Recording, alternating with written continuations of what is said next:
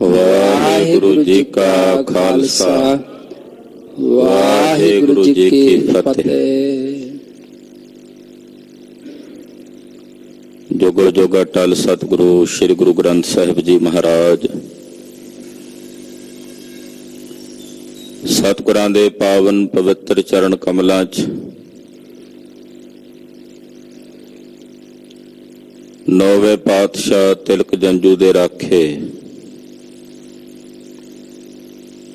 ਧੰਨ ਸ੍ਰੀ ਗੁਰੂ ਤੇਗ ਬਹਾਦਰ ਸਾਹਿਬ ਜੀ ਦੇ ਪਵਿੱਤਰ ਪਾਵਨ ਚਰਨ ਛੋਹ ਪ੍ਰਾਪਤ ਇਤਿਹਾਸਕ ਸਥਾਨ ਤੇ ਸਜੇ ਹੋਏ ਅੰਮ੍ਰਿਤ ਵੇਲੇ ਦੇ ਸੱਚਖੰਡ ਦੀਵਾਨਾਂ 'ਚ ਹਾਜ਼ਰੀਆਂ ਭਰ ਕੇ ਆਪ ਸਮੂਹ ਮਾਈ ਭਾਈ ਆਪਣੇ ਜੀਵਨ ਦੀਆਂ ਘੜੀਆਂ ਗੁਰੂ ਲੇਖੇ ਲਾ ਕੇ ਸਫਲਾ ਔਰ ਸਕਾਰਥਾ ਕਰ ਰਹੇ। ਸਰਬਾਸਾ ਪੂਰਨ ਕਰਨੇ ਵਾਲੀ ਸ੍ਰੀ ਆਸਾ ਜੀ ਦੀ ਵਾਰ ਦੇ ਸ਼ਬਦ ਕੀਰਤਨ ਰਾਗੀ ਸਿੰਘਾਂ ਦੀ ਰਸਨਾ ਤੋਂ ਬਹੁਤ ਹੀ ਅਦਬ ਸਤਿਕਾਰ ਸਹਿਤ ਆਪ ਜੀ ਨੇ ਸਰਵਣ ਕੀਤੇ ਹਨ।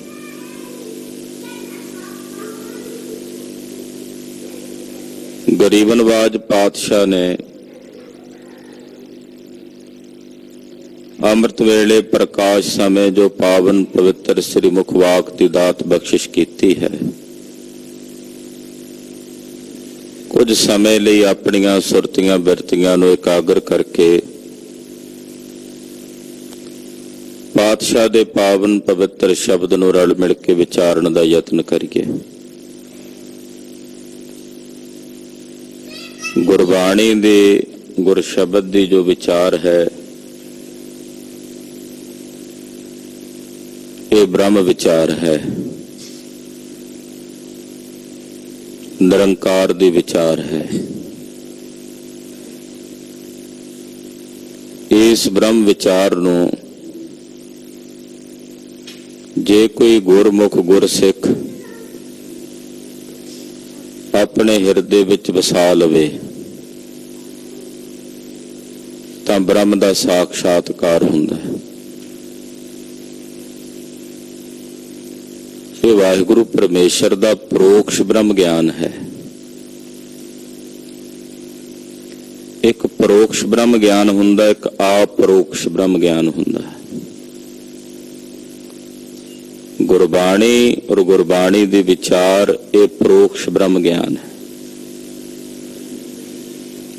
ਬ੍ਰਹਮ ਦੇ ਸਵਰੂਪ ਦਾ ਨਿਰਣਾ ਕਰਦੀ ਹੈ, ਬ੍ਰਹਮ ਸਵਰੂਪ ਦਾ ਨਿਰੂਪਣ ਕਰਦੀ ਹੈ।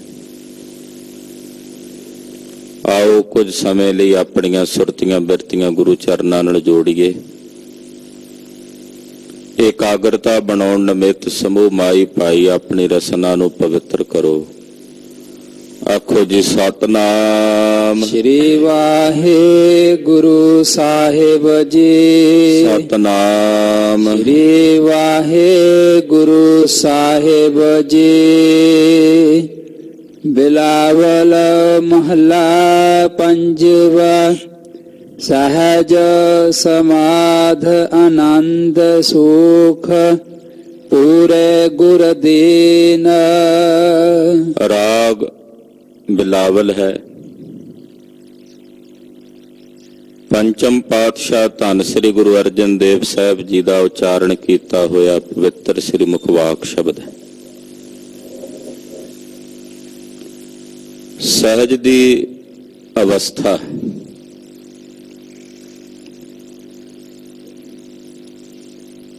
ਮਹਾਂਪੁਰਸ਼ ਇਸ ਨੂੰ ਸ਼ਾਂਤ, ਟਿਕਾ, ਗਿਆਨ ਇਹਨਾਂ ਸ਼ਬਦਾਂ ਨਾਲ ਸੰਬੋਧਨ ਕਰਦੇ ਨੇ।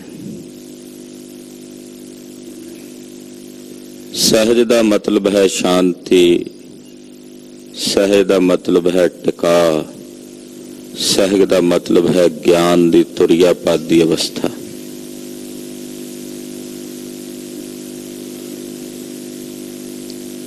ਪਰ ਮੈਨੂੰ ਆਪਣੇ ਵਿਦਿਆ ਦਾਤਾ ਜੀ ਪਾਸੋਂ ਜੋ ਸਮਝ ਆਈ ਹੈ, ਸਹਿਜ ਦਾ ਮਤਲਬ ਹੈ ਉਹ ਅਵਸਥਾ ਜਿੱਥੇ ਕਿਸੇ ਵੀ ਪ੍ਰਕਾਰ ਦਾ ਫੁਰਨਾ ਨਾ ਰਹੇ। ਅਫੁਰ ਅਵਸਥਾ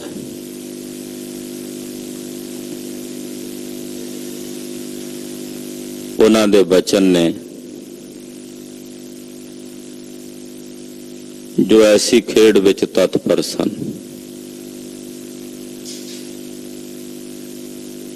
ਜੋ ਉਹ ਆਪ ਖੁਦ ਮਾਣਦੇ ਸਨ।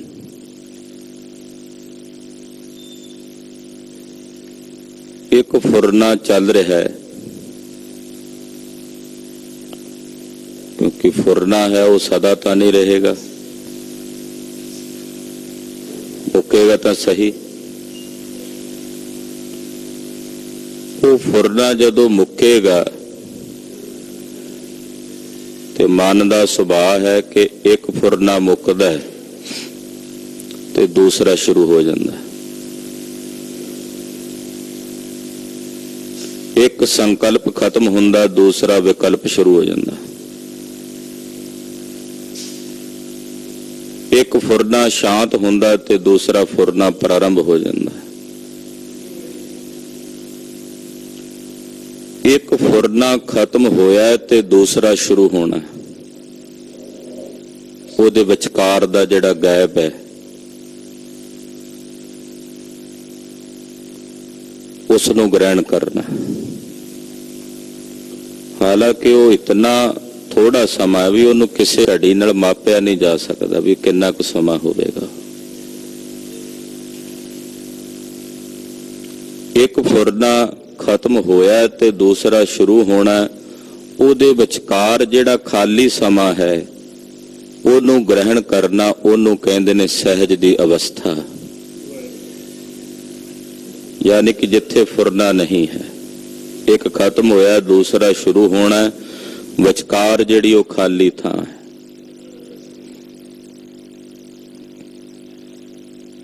ਔਰ ਸਮਾਧੀ ਸਥਿਤ ਹੋਣਾ ਸਾਧਨਾ ਕਰਦਿਆਂ ਕਰਦਿਆਂ ਉਸੇ ਅਵਸਥਾ ਵਿੱਚ ਟਿਕਾਣਾ ਹੁੰਦਾ। ਉਹਨੂੰ ਕਹਿੰਦੇ ਨੇ ਸਹਿਜ ਦੀ ਸਮਾਧ। ਪੂਰੇ ਸਹਿਜ ਸਮਾਧੀ ਤੁਰਦਿਆਂ ਫਿਰਦਿਆਂ ਸੰਸਾਰ ਦਾ ਕੋਈ ਵੀ ਕਾਰ ਵਿਹਾਰ ਕਰਦਿਆਂ ਬਣੀ ਰਹਿੰਦੀ ਹੈ। ਇਸ ਕਰਕੇ ਇਹਨੂੰ ਸਹਿਜ ਸਮਾਧ ਦਾ ਨਾਂ ਦਿੱਤਾ ਸਤਿਗੁਰਾਂ ਨੇ। ਇੱਕ ਸਮਾਧੀ ਉਹ ਵੀ ਹੈ ਜਿਹੜੀ ਪਦਮ ਆਸਣ ਤੇ ਬਹਿ ਕੇ ਲਾਈ ਜਾਂਦੀ ਹੈ। ਉਹਦੇ ਵਾਸਤੇ ਸਰੀਰ ਦਾ ਆਸਣ ਹੋਣਾ ਚਾਹੀਦਾ ਹੈ, ਸਰੀਰ ਦੀ ਕੋਈ ਮੁਦਰਾ ਹੋਣੀ ਚਾਹੀਦੀ ਹੈ। ਪਰ ਇਹ ਸਹਿਜ ਸਮਾਧੀ ਤਾਂ ਹਲ ਵਾਹੁੰਦਿਆਂ ਵੀ ਲੱਗ ਸਕਦੀ ਹੈ। ਇਹ ਸਹਿਜ ਸਮਾਧੀ ਤੁਹਾਡੀ ਦੁਕਾਨ ਤੇ ਬੈਠਿਆਂ ਤੱਕੜੀ ਤੋਲਦਿਆਂ ਵੀ ਲੱਗ ਸਕਦੀ ਹੈ। ਇਹ ਉਹ ਸਮਾਧੀ ਹੈ, ਸਹਿਜ ਸਮਾਧ, ਅਫੁਰ ਅਵਸਥਾ, ਜਿੱਥੇ ਕੋਈ ਫੁਰਨਾ, ਕੋਈ ਸੰਕਲਪ, ਕੋਈ ਵਿਕਲਪ ਨਹੀਂ ਹੈ। ਸਾਡੇ ਪੂਰੇ ਗੁਰੂ ਜੀ ਨੇ ਜਿੱਥੇ ਸਾਨੂੰ ਸਹਿਜ ਸਮਾਧ ਦਾ ਆਨੰਦ ਦਿੱਤਾ, ਉੱਥੇ ਸੰਸਾਰ ਦੇ ਸਾਰੇ ਸੁੱਖ ਵੀ ਪ੍ਰਦਾਨ ਕੀਤੇ ਨੇ। ਸਹਿਜ ਸਮਾਧ ਆਨੰਦ ਸੁਖ, ਜਿੱਥੇ ਅੰਦਰ ਦਾ ਪਰਮ ਆਨੰਦ ਦਿੱਤਾ ਹੈ, ਉੱਥੇ ਸੰਸਾਰ ਦੇ ਵੀ ਸਾਰੇ ਸੁੱਖ ਮਹਾਰਾਜ ਜੀ ਨੇ ਬਖਸ਼ੇ ਹੋਏ ਨੇ। ਕਿਸੇ ਚੀਜ਼ ਦੀ ਕਮੀ ਸੁਆਮੀ ਨੇ ਨਹੀਂ ਰਹਿਣ ਦਿੱਤੀ, ਕਿਉਂਕਿ ਜਾਂ ਕਾ ਮੀਤ ਸਾਜਨ ਹੈ ਸਮੀਆਂ, ਤਿਸ ਜਨ ਕੋ ਕਹੋ ਕਾਂ ਕੀ ਕਮੀਆਂ।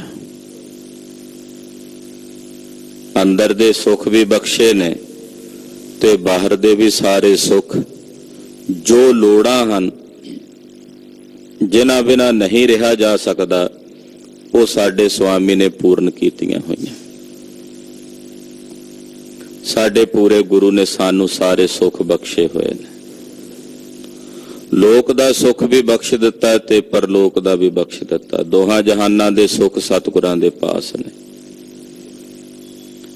ਜੇ ਪੰਡਤ ਦੁਰਗੇ ਨੂੰ ਸਤਿਗੁਰੂ ਗੁਰੂ ਅਮਰਦਾਸ ਪਾਤਸ਼ਾਹ ਕਹਿੰਦੇ ਨੇ, ਪੰਡਤ ਜੀ ਇੱਕ ਚੀਜ਼ ਮੰਗ ਲਓ, ਜਾਂ ਇਸ ਲੋਕ ਦਾ ਸੁੱਖ ਜਾਂ ਪਰਲੋਕ ਦਾ, ਤੇ ਪੰਡਤ ਜੀ ਬੇਨਤੀ ਕਰਦਿਆਂ ਕਹਿੰਦੇ ਨੇ, ਜੇ ਧਨ ਦੈ ਹੈ ਨਾਮ ਨਾ ਦੈ ਹੈ, ਨਾਮ ਬਿਨਾ ਜਨ ਜੰਮਪੁਰ ਜੈ ਹੈ। ਨਾਮ ਦੇਹੇ ਧਨ ਦੇਹੇ ਨ ਜਨ ਕੋ, ਧਨ ਬਹੀਨ ਜਨ ਜਗ ਨਾ ਸੁਹੈ ਹੈ। ਅਮਰਦਾਸ ਤੇਜੋ ਕੇ ਨੰਦਨ, ਦੋਨੋਂ ਨਿਰਮਲ ਪੰਥ ਚਲਾਏ। ਜੇ ਕੇਵਲ ਦੁਨਿਆਵੀ ਧਨ ਦਿੱਤਾ, ਨਾਮ ਨਹੀਂ ਦਿੱਤਾ, ਤੇ ਨਾਮ ਤੋਂ ਬਿਨਾਂ ਤੁਹਾਡਾ ਇਹ ਸੇਵਕ ਜੰਮਪੁਰੀ ਜਾਵੇਗਾ, ਪਰਲੋਕ ਵਿਗੜ ਜਾਏਗਾ। ਜੇ ਕੇਵਲ ਨਾਮ ਦਾ ਦਾਨ ਦਿੱਤਾ, ਦੁਨਿਆਵੀ ਧਨ ਨਾ ਦਿੱਤਾ, ਤੇ ਦੁਨਿਆਵੀ ਧਨ ਤੋਂ ਬਿਨਾਂ ਮੈਂ ਜਗਤ ਵਿੱਚ ਸ਼ੋਭਨੀਕ ਨਹੀਂ ਹੋਵਾਂਗਾ, ਯਾਨੀ ਕਿ ਇਹ ਲੋਕ ਵਿਗੜ ਜਾਏਗਾ। ਕਿਉਂਕਿ ਸੰਸਾਰ ਦੇ ਸਾਰੇ ਕੰਮ ਉਹ ਧਨ ਨਾਲ ਹੁੰਦੇ ਨੇ, ਤੇ ਧਨ ਤੋਂ ਬਿਨਾਂ ਸ਼ੋਭਨੀਕ ਨਹੀਂ ਹੋਵਾਂਗਾ। ਨਿਰਧਨ ਨੂੰ ਤਾਂ ਕੋਈ ਵੀ ਆਦਰ ਨਹੀਂ ਦਿੰਦਾ। ਇਸ ਕਰਕੇ ਹੇ ਤੇਜ ਭਾਨ ਦੇ ਸਪੁੱਤਰ ਗੁਰੂ ਅਮਰਦਾਸ ਜੀ, ਮੈਨੂੰ ਦੋਨੋਂ ਹੀ ਸੁਖ ਪ੍ਰਦਾਨ ਕਰੋ।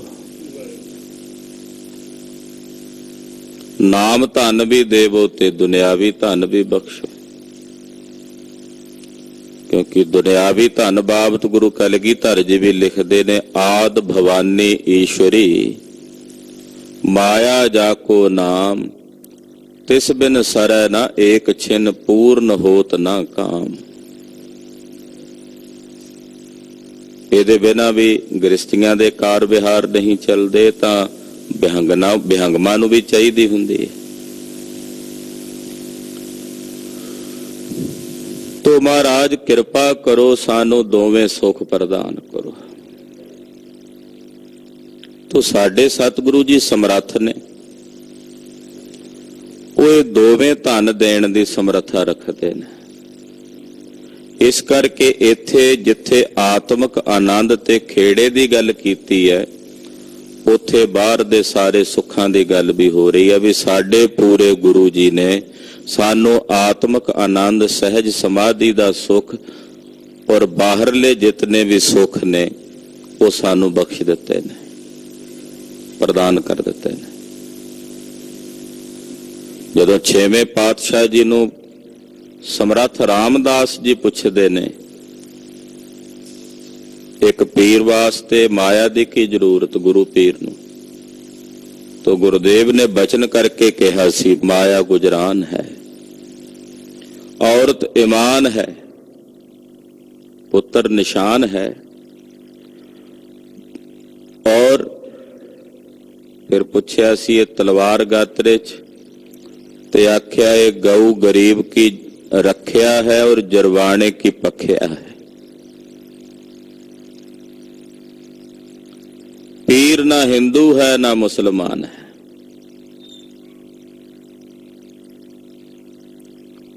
जिस वक्त गुरुदेव ने बचन कहे कि माया गुजरान है तो उहदे विच बड़े तात्पर्य ने। ये गुजरान वास्ते ही चाहिए है। तो सतगुरु जी ने सानू ये सारे सुख बख्शे ने, क्योंकि पूरे संसार दी माया मेरे सतगुरां दे खजाने विच है, सतगुरां दे अधीन है। जिस ते तरस करदे ने उहनूं बख्श दिंदे ने। हाँ जी। सदा सहाई संग प्रभ अमृत गुण चेन। मेरे साहब जी साडे सदा ही सहाई ने, मददगार ने, और हर जगह ते साडे नाल ने, अंग संग ने। मैं अपने साहब जी दे जेड़े अमृत स्वरूपी गुण हन वो वेखे ने। अमृत गुण तां कहा भी गुणां दा कदे भी नाश नहीं हुंदा, गुण सदा रहिंदे ने। मेरे साहब जी दे जेड़े अमृत गुण सत ते सदैवी ने वो मैं वेखे ने। हाँ जी। रहाओ जय जयकार जगतर मह लोचह सब जिया। उन्हां रब दे प्यारियां दी जय जयकार सारे जगतर विच, सारे संसार च हुंदी है। ਜਿਨ੍ਹਾਂ ਦੇ ਪਾਸ ਗੁਰੂ ਸਾਹਿਬ ਦਾ ਬਖਸ਼ਿਆ ਨਾਮ ਧਨ ਦਾ ਖਜ਼ਾਨਾ ਹੈ, ਉਹਨਾਂ ਦੀ ਜੈ ਜੈਕਾਰ ਸਾਰੇ ਜਗਤ ਵਿੱਚ ਹੁੰਦੀ, ਉਹਨਾਂ ਦੀ ਸੋਭਾ ਸੰਸਾਰ ਵਿੱਚ ਪ੍ਰਗਟ ਹੁੰਦੀ। ਔਰ ਉਹਨਾਂ ਦੀ ਜਿਹੜੀ ਉਹ ਸੋਭਾ ਹੈ, ਵਡਿਆਈ ਹੈ, ਔਰ ਦਿਨ ਦਿਨ ਸਵਾਈ ਹੋ ਕੇ ਦਿਨ ਦਿਨ ਚੜਾ ਸਵਾਈ, ਉਹ ਘਟਦੀ ਨਹੀਂ ਹੈ, ਸਗੋਂ ਵੱਧਦੀ ਹੈ। ਔਰ ਉਹਨਾਂ ਦੀ ਉਸ ਵਡਿਆਈ ਨੂੰ ਕੋਈ ਮੇਟਣ ਦੀ ਸਮਰੱਥਾ ਨਹੀਂ ਰੱਖਦਾ। ਤਦੇ ਮੇਰੇ ਪਾਤਸ਼ਾਹ ਦੇ ਅੰਮ੍ਰਿਤ ਬਚਨ ਨੇ, ਉਹਨਾਂ ਦੀ ਸੋਭਾ ਜੁਗ ਜੁਗ ਹੋਈ, ਉਹਨਾਂ ਦੀ ਸੋਭਾ ਜੁਗ ਜੁਗ ਹੋਈ, ਉਹਨਾਂ ਦੀ ਸੋਭਾ ਜੁਗ ਜੁਗ ਹੋਈ, ਉਹਨਾਂ ਦੀ ਸੋਭਾ ਜੁਗ ਜੁਗ ਹੋਈ, ਉਹਨਾਂ ਦੀ ਸੋਭਾ ਜੁਗ ਜੁਗ ਹੋਈ, ਉਹਨਾਂ ਦੀ ਸੋਭਾ ਜੁਗ ਜੁਗ ਹੋਈ, ਉਹਨਾਂ ਦੀ ਸੋਭਾ ਜੁਗ ਜੁਗ ਹੋਈ, ਉਹਨਾਂ ਦੀ ਸੋਭਾ ਜੁਗ ਜੁਗ ਹੋਈ। ਕੋਈ ਨਾ ਮੇਟਣ ਹਾਰਾ, ਕੋਈ ਨਾ ਮੇਟਣ ਹਾਰਾ, ਕੋਈ ਨਾ ਮੇਟਣ ਹਾਰਾ, ਕੋਈ ਨਾ ਮੇਟਣ ਹਾਰਾ, ਕੋਈ ਨਾ ਮੇਟਣ ਹਾਰਾ, ਕੋਈ ਨਾ ਮੇਟਣ ਹਾਰਾ, ਕੋਈ ਨਾ ਮੇਟਣ ਹਾਰਾ, ਕੋਈ ਨਾ ਮੇਟਣ ਹਾਰਾ। ਉਹਨਾਂ ਦੀ ਸੋਭਾ ਸੰਸਾਰ ਦੇ ਵਿੱਚ ਜੁਗਾਂ ਜੁਗਾਂ ਤਾਈਂ ਹੁੰਦੀ। ਸਾਰਾ ਸੰਸਾਰ ਉਹਨਾਂ ਦੀ ਜੈ ਜੈਕਾਰ ਕਰਦਾ, ਜੈ ਜੈਕਾਰ ਜਗਤਰ ਮੈਂ। ਉਹ ਕੋਈ ਜਾ ਕੇ ਆਪਣੀ ਸੋਭਾ ਦੇ ਪੋਸਟਰ ਤਾਂ ਨਹੀਂ ਲਾ ਕੇ ਆਉਂਦੇ, ਅਸੀਂ ਆਹ ਕੀਤਾ, ਆਹ ਕਰ ਰਹੇ ਹਾਂ। ਰਾਜਨੀਤਿਕ ਲੋਕਾਂ ਨੂੰ ਸੰਸਾਰ ਦੇ ਲੋਕਾਂ ਦੀ ਨਿਗਾਹ 'ਚ ਰਹਿਣ ਲਈ ਬੜੇ ਬੜੇ ਹੱਥ ਕੰਡੇ ਅਪਣਾਣੇ ਪੈਂਦੇ। ਉਹਨਾਂ ਨੇ ਜੋ ਨਾਂ ਵੀ ਕੀਤਾ ਹੋਵੇ ਉਹ ਵੀ ਪੋਸਟਰ ਛਪਾ ਕੇ ਵੱਡੇ ਵੱਡੇ ਬੈਨਰ ਲਵਾ ਕੇ ਲੋਕਾਂ 'ਚ ਪ੍ਰਗਟ ਕਰਦੇ। ਪਰ ਰੱਬ ਦੇ ਪਿਆਰਿਆਂ ਨੇ ਤਾਂ ਕਦੇ ਐਸਾ ਨਹੀਂ ਕੀਤਾ। ਪਰ ਉਹਨਾਂ ਦੀ ਸੋਭਾ ਫਿਰ ਵੀ ਸੰਸਾਰ ਦੇ ਵਿੱਚ ਉਜਾਗਰ ਹੁੰਦੀ ਹੈ। ਸਾਰਾ ਸੰਸਾਰ ਉਹਨਾਂ ਦੀ ਜੈ ਜੈਕਾਰ ਕਰਦਾ। ਐਸਾ ਕੀ ਹੈ ਜੋ ਉਹਨਾਂ ਨੂੰ ਪ੍ਰਗਟ ਕਰ ਰਿਹਾ ਹੈ? ਦਰਅਸਲ ਉਹ ਸੂਰਜ ਦੇ ਪ੍ਰਕਾਸ਼ ਵਾਂਗੂ ਨੇ, ਜਿਸ ਤੇ ਭਾਵੇਂ ਜਿੰਨੀਆਂ ਮਰਜ਼ੀ ਬਦਲੀਆਂ ਆਉਣ, ਉਹਨਾਂ ਨੂੰ ਚੀਰ ਕੇ ਸੂਰਜ ਦੀਆਂ ਕਿਰਨਾਂ ਬਾਹਰ ਆਉਂਦੀਆਂ ਹੀ ਆਉਂਦੀਆਂ ਨੇ। ਸਤ ਨਾਲ ਜੁੜ ਕੇ ਸਤ ਦਾ ਰੂਪ ਹੋਏ ਉਹਨਾਂ ਸਤ ਪੁਰਸ਼ਾਂ ਦਾ ਬਦੋ ਬਦੀ ਸੰਸਾਰ ਦੇ ਵਿੱਚ ਚਾਨਣਾ ਹੁੰਦਾ। ਔਰ ਉਹਨਾਂ ਦੀ ਜੈ ਜੈਕਾਰ ਦਾ ਨਾਦ ਸਾਰੇ ਸੰਸਾਰ ਵਿੱਚ ਗੂੰਜਦਾ ਹੈ। ਔਰ ਇੱਥੇ ਹੀ ਬਸ ਨਹੀਂ, ਲੋਚਾ ਹੈ ਸਭ ਜੀਆ। ਉਹਨਾਂ ਦੇ ਦਰਸ਼ਨ ਕਰਨ ਲਈ ਸਾਰਾ ਸੰਸਾਰ ਵਿਆਕੁਲ ਹੁੰਦਾ। ਸਾਰੇ ਸੰਸਾਰ ਦੇ ਜੀਆਂ 'ਚ ਤਾਂਘ ਹੁੰਦੀ ਹੈ ਕਿ ਸਾਨੂੰ ਇਹੋ ਜਿਹੇ ਸਤਿਪੁਰਸ਼ਾਂ ਦੇ ਦਰਸ਼ਨ ਹੋਣ। ਪਰ ਉਹ ਬੇਪਰਵਾਹ ਨੇ, ਉਹ ਕਿਸੇ ਦੀ ਪਰਵਾਹ ਵਿੱਚ ਨਹੀਂ ਹਨ। ਜੈ ਜੈਕਾਰ ਸਾਰੇ ਜਗਤ ਵਿੱਚ ਹੁੰਦੀ ਹੈ ਸਤਿਪੁਰਸ਼ਾਂ ਦੀ, ਔਰ ਉਹਨਾਂ ਦੇ ਦਰਸ਼ਨਾਂ ਦੀ ਕਾਂਖਾ ਸਾਰੇ ਜਗਤ ਦੇ ਜੀਆਂ ਦੇ ਹਿਰਦੇ 'ਚ ਹੁੰਦੀ ਹੈ ਵੀ ਇਹੋ ਜਿਹੇ ਸਤਿਪੁਰਸ਼ਾਂ ਦੇ ਦਰਸ਼ਨ ਹੋਣ। ਕੋਈ ਪਖੰਡੀ ਹੋਵੇ, ਦੰਭੀ ਹੋਵੇ, ਉਹਨੇ ਬਹਾਨਾ ਬਣਾਇਆ ਹੋਵੇ ਕਿ ਭੌਰਾ ਹੈ, ਤੇ ਉਹਦੇ ਲਈ ਇੱਕ VIP ਦਰਵਾਜ਼ਾ ਵੱਖਰਾ ਰੱਖਿਆ ਹੋਵੇ ਤੇ ਆਮ ਪਬਲਿਕ ਵਾਸਤੇ ਵੱਖਰਾ ਰੱਖਿਆ ਹੋਵੇ ਤਾਂ ਗੱਲ ਵੱਖਰੀ ਹੈ। ਵਿਖਾਉਣਾ ਹੋਵੇ ਕਿ ਸਾਡੇ ਦਰਸ਼ਨਾਂ ਨੂੰ ਲੋਕ ਲੈਣਾ ਲਾ ਕੇ ਖਲੋਤੇ ਨੇ,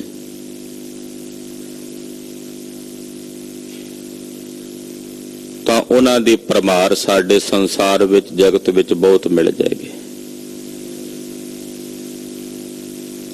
ਰੱਬੀ ਰੰਗਾਂ ਵਿੱਚ ਰੰਗੇ ਹੋਏ ਰੱਬ ਦੇ ਪਿਆਰੇ ਤਾਂ ਰੜੇ ਵਿੱਚ ਵੀ ਹੋਣਗੇ, ਔਰ ਉਹਨਾਂ ਨੂੰ ਸੰਸਾਰ ਦਾ ਕੋਈ ਤਾਮ-ਝਾਮ ਕਰਕੇ ਨਹੀਂ ਵਿਖਾਣਾ ਪੈਂਦਾ। ਕਿਸੇ ਦੇ ਪੂਰਬਲੇ ਜਨਮਾਂ ਦੇ ਕਰਮ ਜਾਗਣਗੇ, ਸੁੱਤੇ ਸਿੱਧ ਦਰਸ਼ਨ ਹੋ ਜਾਣਗੇ। ਘਰ ਬੈਠਿਆਂ ਵੀ ਹੋ ਸਕਦੇ ਆ ਕੋਈ ਕਰਮ ਜਾਗ ਪੈਣ।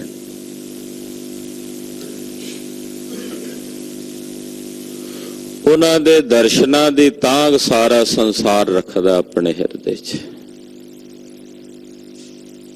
ਪਰ ਹੁੰਦੇ ਉਹਨਾਂ ਨੂੰ ਨੇ ਜਿਨ੍ਹਾਂ ਦੇ ਸਵੱਲੇ ਕਰਮ ਹੋਣ। ਹਾਂਜੀ। ਸੋ ਪ੍ਰਸੰਨ ਭਏ ਸਤ ਗੁਰ ਪ੍ਰਭੂ, ਕਛ ਵਿਗਨ ਨਾ ਥੀਆ। ਜਿਨ੍ਹਾਂ ਤੇ ਵਿਸ਼ੇਸ਼ ਕਰਕੇ ਸਤਿਗੁਰੂ ਜੀ ਪ੍ਰਸੰਨ ਹੁੰਦੇ ਨੇ। ਜਦੋਂ ਸੋ ਪ੍ਰਸੰਨ ਸ਼ਬਦ ਵਰਤਿਆ ਤੇ ਇਹਦਾ ਮਤਲਬ ਵਿਸ਼ੇਸ਼ ਪ੍ਰਸੰਨਤਾ। ਜਿਨ੍ਹਾਂ ਤੇ ਸਤਿਗੁਰੂ ਜੀ ਵਿਸ਼ੇਸ਼ ਕਰਕੇ ਪ੍ਰਸੰਨ ਹੁੰਦੇ ਨੇ, ਉਹਨਾਂ ਨੂੰ ਫਿਰ ਕਦੇ ਕਿਸੇ ਪ੍ਰਕਾਰ ਦਾ ਵਿਘਨ ਨਹੀਂ ਵਿਆਪਦਾ। ਕਛ ਵਿਘਨ ਨਾ ਥੀਆ, ਉਹਨਾਂ ਨੂੰ ਕਿਸੇ ਵੀ ਪ੍ਰਕਾਰ ਦਾ ਫਿਰ ਵਿਘਨ ਉਹ ਨਹੀਂ ਵਿਆਪਦਾ।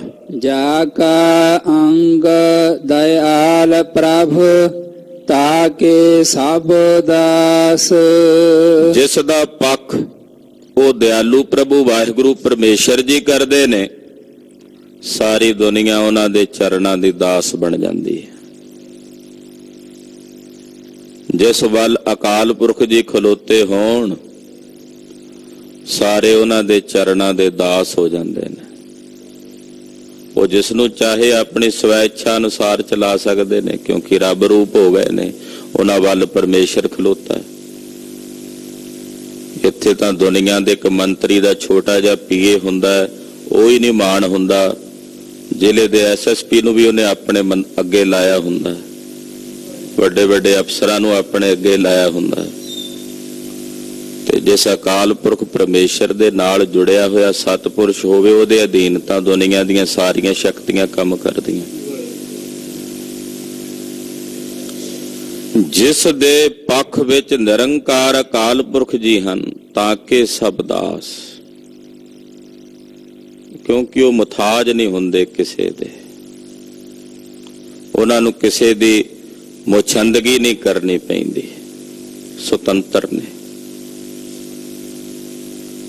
ਆਜ਼ਾਦ ਹਸਤੀ ਨਾਲ ਜੁੜ ਕੇ ਉਹ ਆਪ ਖੁਦ ਆਜ਼ਾਦ ਤੇ ਸੁਤੰਤਰ ਹੋ ਜਾਂਦੇ ਹਨ। ਸਦਾ ਸਦਾ ਵਡਿਆਈਆ ਨਾਨਕ ਗੁਰ ਪਾਸ। ਪਾਤਸ਼ਾਹ ਕਹਿੰਦੇ ਮੇਰੇ ਗੁਰੂ ਦੇ ਪਾਸ ਸਦਾ ਸਦਾ ਦੀਆਂ ਵਡਿਆਈਆਂ ਨੇ। ਮੇਰੇ ਗੁਰੂ ਪਾਸ ਸਦਾ ਵਡਿਆਈਆਂ ਹਨ।